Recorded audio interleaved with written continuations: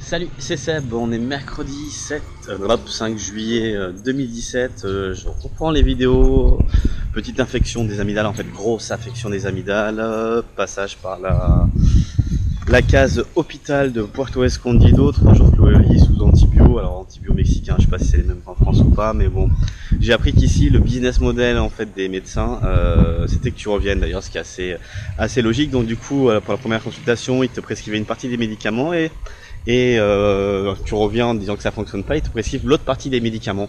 Donc voilà, une manière de créer de la récurrence. Bienvenue au Mexique. Bon bref, sur ce, dans cette vidéo, je vais te partager avec toi ce qui nous est arrivé là, du coup, juste avant que je tombe malade, en fait, pendant que je suis tombé malade. Et que pendant que Nico avait pris sa journée off, on a doublé notre chiffre d'affaires sur notre business automatisé, donc sur un dispositif de e-commerce, en changeant un tout petit truc. Et c'est voilà, c'est ce retour sur expérience que je vais te partager avec toi dans cette vidéo. Mais juste avant, je vais aller me chercher un coca. Alors là, tu vois, on est à Lomas del Puerto, c'est une petite colonia, on a une vue sur la mer qui est juste là-bas, je sais pas si tu le vois, et derrière, la orange, c'est ma nouvelle maison. Voilà, bon, t'en fais pas aux couleurs, c'est pas, enfin bref, elle est telle quelle pour le moment, elle est pas encore pimpée. Donc voilà, je te retrouve juste après ça.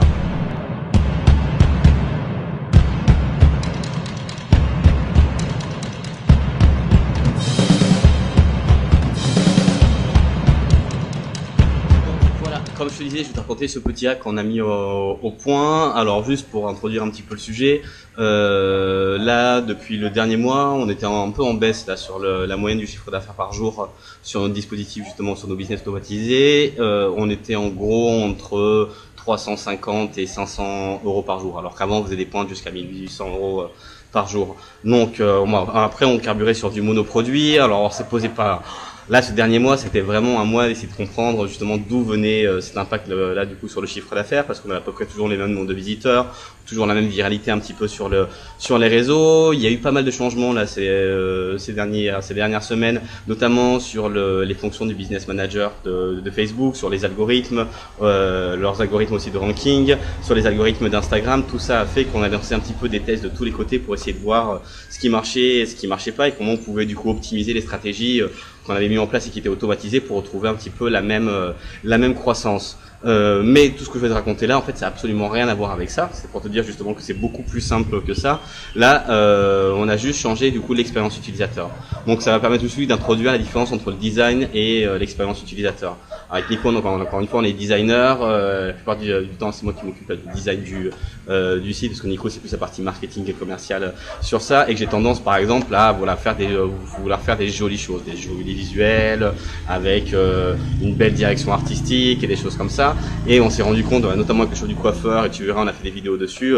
Par exemple, une vidéo pourrie, on est arrivé à 13 millions de vues, sans la sponsor, enfin 13 millions de vues en la sponsorisant à 1000 euros, je crois, dessus, pour avoir 13 millions de vues, quoi. Sur la vidéo d'un produit qui nous a permis de générer 90% du chiffre d'affaires était généré sur ce produit-là. Et c'était une vidéo de merde qui n'était pas du tout designée ni rien. Donc justement, ça va enlever un petit peu ce côté, enfin, c'était ce côté-là un peu contre-intuitif, que le design c'était pas forcément, en tout cas sur notre cible, quelque chose qui impactait directement les ventes. Mais là, du coup, Nico a juste refondu en une après-midi là l'expérience du site. Et alors plus en termes d'expérience utilisateur, c'est-à-dire qu'on essayait. On avait plusieurs problématiques sur le site. Déjà, on convertissait beaucoup plus, en grande partie des returning visitors, c'est-à-dire des personnes qui revenaient sur le site. Ce qui du coup nous coûtait un peu plus cher, parce qu'il fallait que du coup on les fasse venir sur le site, qu'une fois qu'ils se barraient du site, qu'on les retravaille avec différentes méthodes pour les faire revenir, et à ce moment-là du coup ils rachetaient. Donc là notre but c'était justement de pouvoir raccourcir un petit peu, raccourcir ce temps-là, essayer de trouver la méthode pour pouvoir convertir des nouveaux visiteurs. Donc ça, la nouvelle expérience l'a complètement réglée. Ça a été géré notamment au niveau de la page de checkout, la page de confirmation de commande, qui est du coup beaucoup plus sécurisante. Et ce qui concrètement du coup fait que on convertit du coup en one shot. Autre truc, on était 90% du chiffre d'affaires qui était généré sur un produit.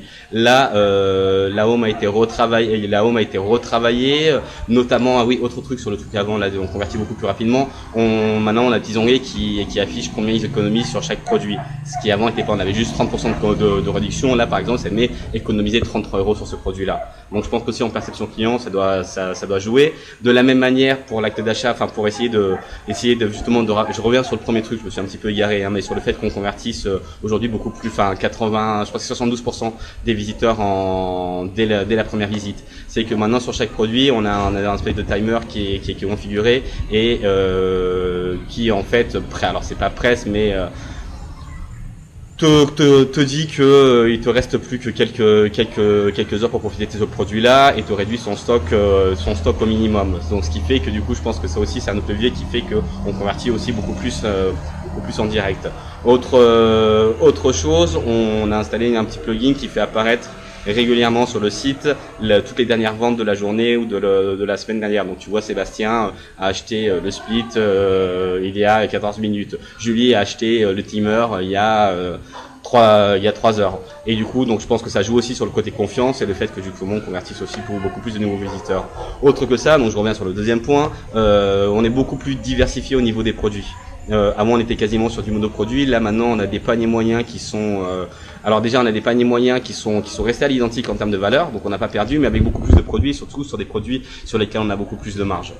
Donc on est passé d'une logique monoproduit à une logique multiproduit, ce qui est du coup beaucoup plus facile à travailler parce que du coup dans les paniers abandonnés, on a beaucoup plus de produits, donc on peut commencer déjà à essayer d'extraire des contenus, les sélectionner en fonction justement des ventes, des contenus des paniers des gens qui ont acheté et des gens qui ont des paniers abandonnés. Donc plus on a une variété de produits dans les paniers abandonnés, plus du coup on a un degré d'information sur les comportements d'achat des clients, qui nous permet du coup de pouvoir optimiser aussi la récurrence d'achat, parce qu'on sait qu'une telle personne, j'arrive sur la home, qu'est-ce que je veux voir, qu'est-ce que je peux faire. Au départ c'était voilà, on arrive sur la home, on truste sur un produit, on va mettre le produit phare pour pouvoir accéder à la fiche produit, va falloir l'ajouter directement dans le panier. Là on est dans une logique, sur la home il y a tous les produits, par contre ce qu'on va mettre en avant c'est du coup le prix et la communauté, c'est-à-dire toutes les ventes sur lesquelles on a capitalisé, parce que il y a les petits pop-up qui remontent encore, apporter beaucoup plus de résultats que tous les différents tests en A, B, C, D testing qu'on a fait à côté pour essayer de comprendre comment fonctionnaient les nouveaux algorithmes de Facebook, les nouveaux systèmes de ranking, comment